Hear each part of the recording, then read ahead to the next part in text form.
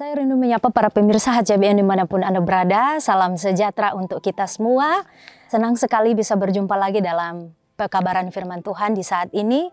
Selamat mengikuti perenungan firman Tuhan di saat ini melalui buku yang dituliskan oleh hamba Tuhan Nyonya Ellen G. White dalam buku Yesus Nama di Atas Segala Nama. Dan saya mengundang para pemirsa HCBN dimanapun Anda berada untuk memberi beberapa menit ke depan. Mari kita merenungkan pekabaran firman Tuhan di saat ini. Di dalam buku ini tercatat bahwa dalam tulisan lain, Yesus adalah Alfa dan Omega, pencipta langit dan bumi, pemberi setiap pemberian yang baik dan sempurna, dan pemikul beban besar kita. Kepada orang-orang yang bimbang di antara kita, Dia menulis tentang seorang yang merupakan pusat daya tarik yang agung. Kepada mereka yang hancur oleh dosa, Dia menawarkan juru selamat yang sempurna, perantaran yang agung, perantaran yang mahkuasa, dan kapten keselamatan kita. Bersyukur kepada Tuhan oleh karena kabaran firman Tuhan di saat ini menjanjikan kita ada seorang juru selamat yang memberi kita harapan di tengah-tengah dunia yang tidak memberi kita harapan yang kekal. Kita masuk dalam perenungan pekabaran firman Tuhan dengan judul Hamba bagi semua orang. Yohanes 13 ayat 14 di sana dikatakan, "Jadi, jikalau aku membasuh kakimu, aku yang adalah Tuhan dan gurumu, maka kamu pun wajib saling membasuh kakimu." Kita mengikuti keterangannya.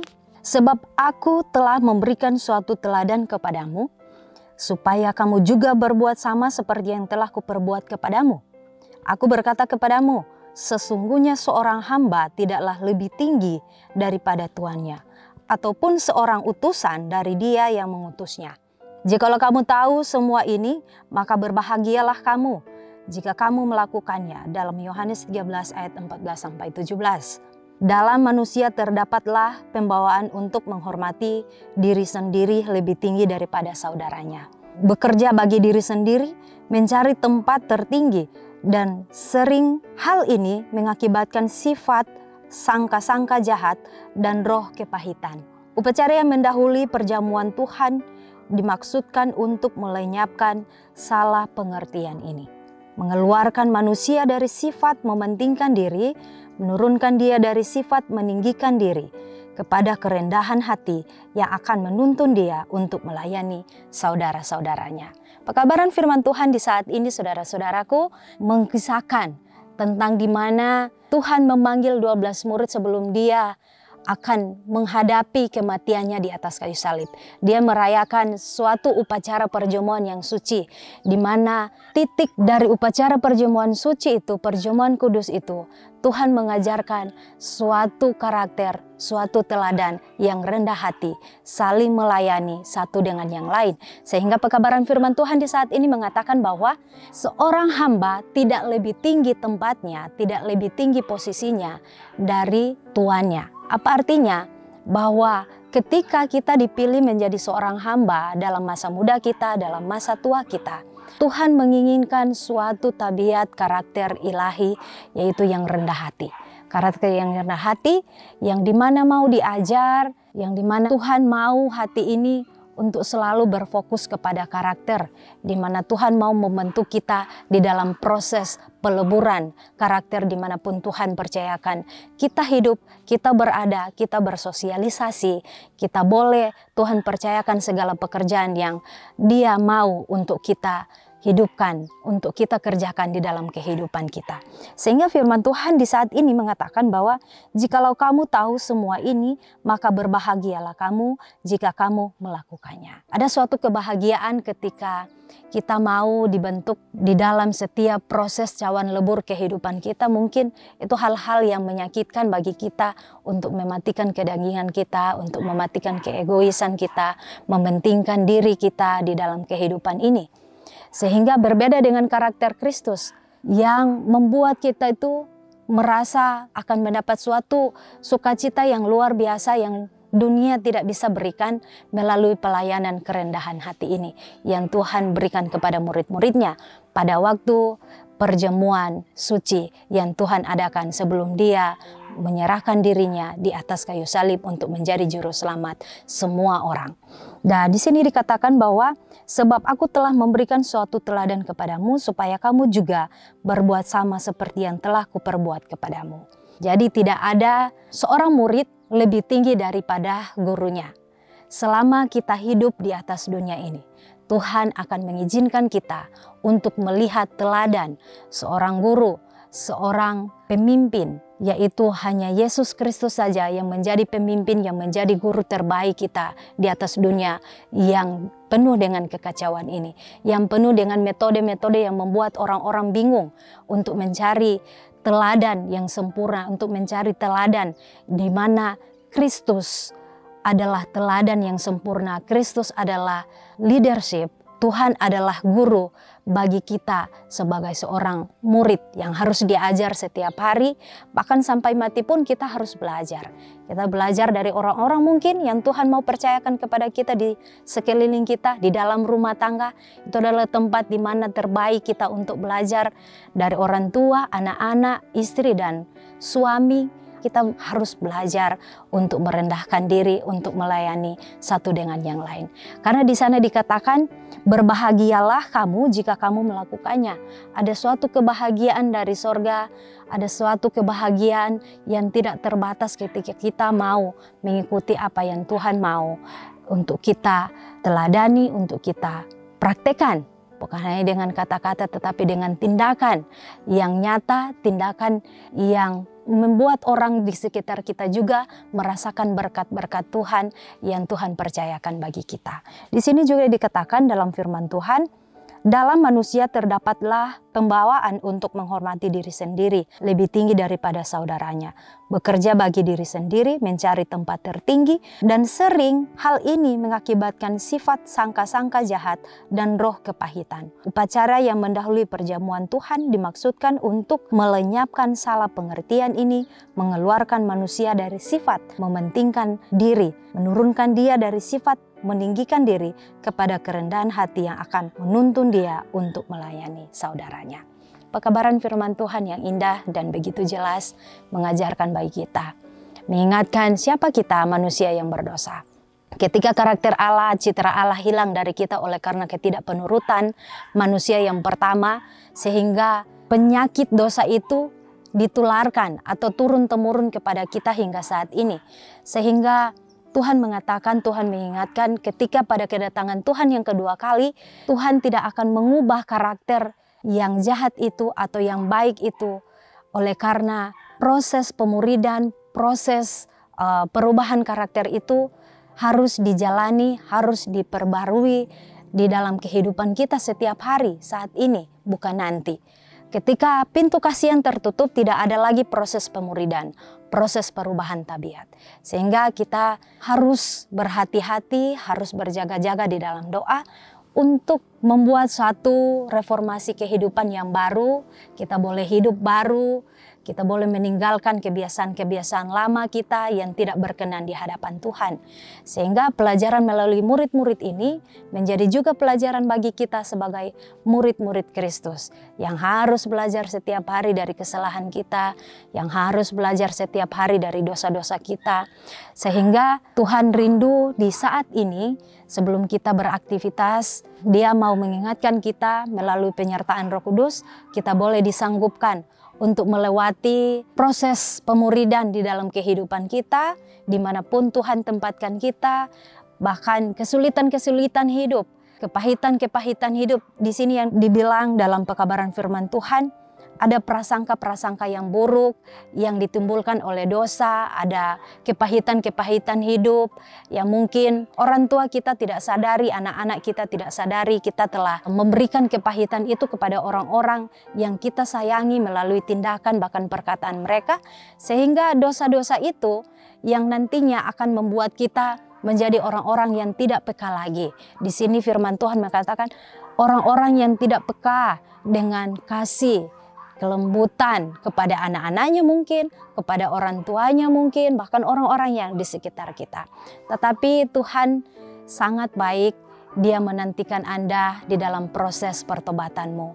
Tuhan tetap mengasihi Anda sampai kedatangan Tuhan yang kedua kali. Tetapi saudara-saudaraku, marilah kita menggunakan setiap kesempatan, setiap kasih karunia yang Tuhan berikan di dalam kehidupan kita untuk membuat diri kita lebih dekat lagi dengan Tuhan. Karena kita saksikan bersama, kehidupan di luar Tuhan akan menjadi semakin sulit dan semakin membuat kita terjerat dalam dosa dan membuat kita mati perlahan-lahan di dalam kehidupan kita.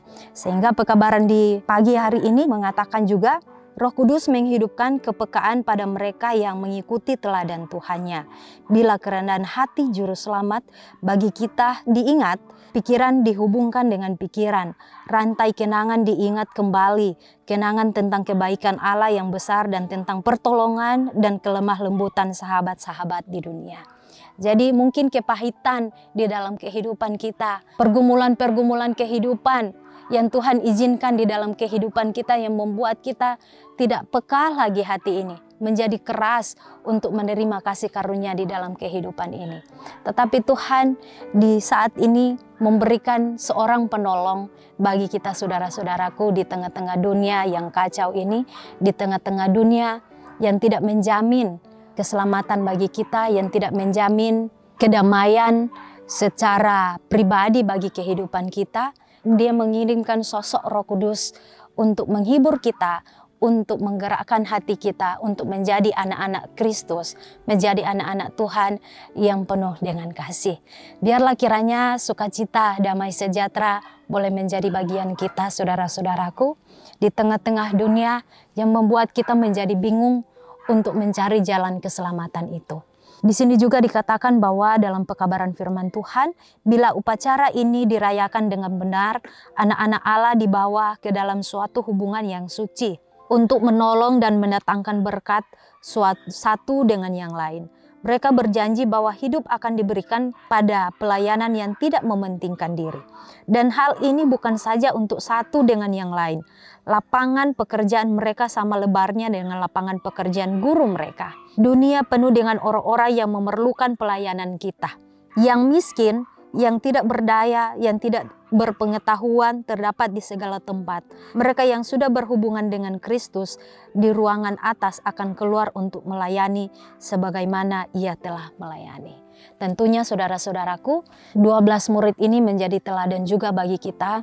Mereka dipenuhi dengan keterbatasan, perbedaan-perbedaan karakter, tetapi Tuhan mau memilih mereka untuk membentuk mereka dalam ladang pelatihan mereka yang ada di dalam keluarga mereka, di masyarakat dimanapun kita berada, mungkin di sekolah, mungkin di tempat kita mengajar, mungkin di tempat kita melayani orang-orang yang sakit, dimanapun Tuhan percayakan kita, mungkin di ladang, mungkin di kebun, di mana Tuhan membawa kita untuk belajar rendah hati melalui guru besar kita, yaitu Yesus Kristus. Tidak ada manusia yang akan menjadi teladan bagi kita oleh karena manusia adalah seorang yang cacat di dalam tabiatnya.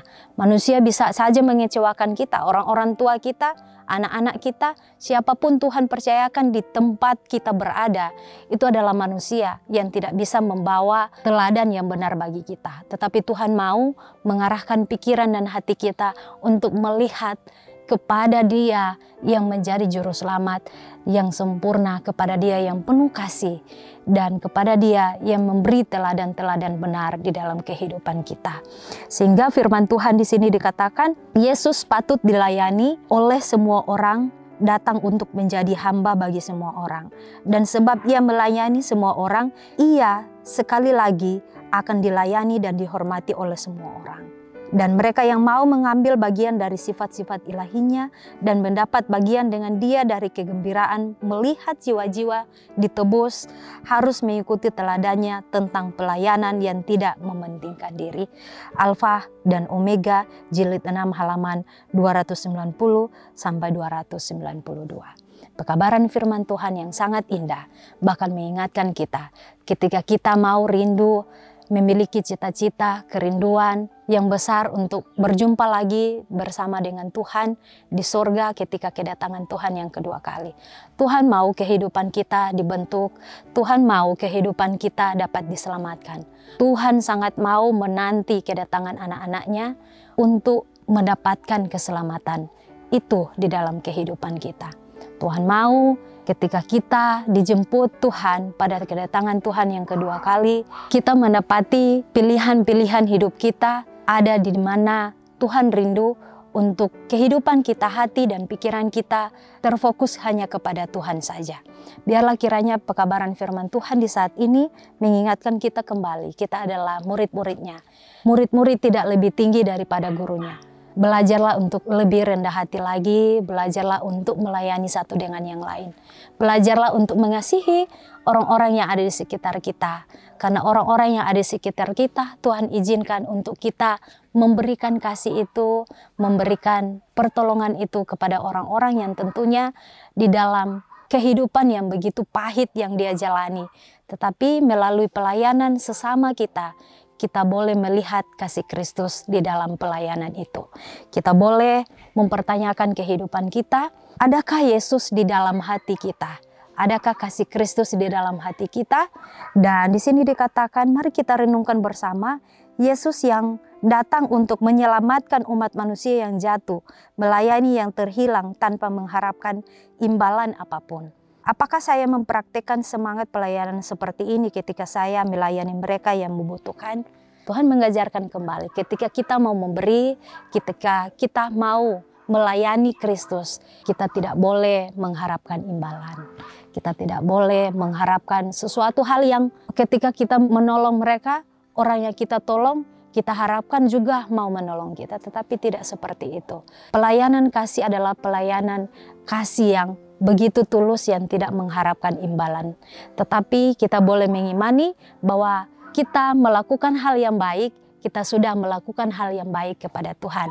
Dan kita memberi investasi yang baik di dalam kerajaan sorga. Kita akan menuai apa yang kita tabur di atas dunia ini. Dan sekali lagi saudara-saudaraku, ketika kita mau berbuat baiklah oleh karena Tuhan sudah terlebih dahulu menyelamatkan kita, sudah terlebih dahulu memberikan nyawanya, memberikan darahnya untuk menebus kita. Itu adalah pengorbanan yang sangat besar dan manusia tidak dapat melakukan itu. Biarlah kiranya kasih dan kemurahan Tuhan saudara-saudaraku boleh menjadi bagian kita di sepanjang perjalanan kehidupan ini. Untuk menapaki kehidupan yang begitu banyak tantangan, kita harus bergantung kepada Tuhan.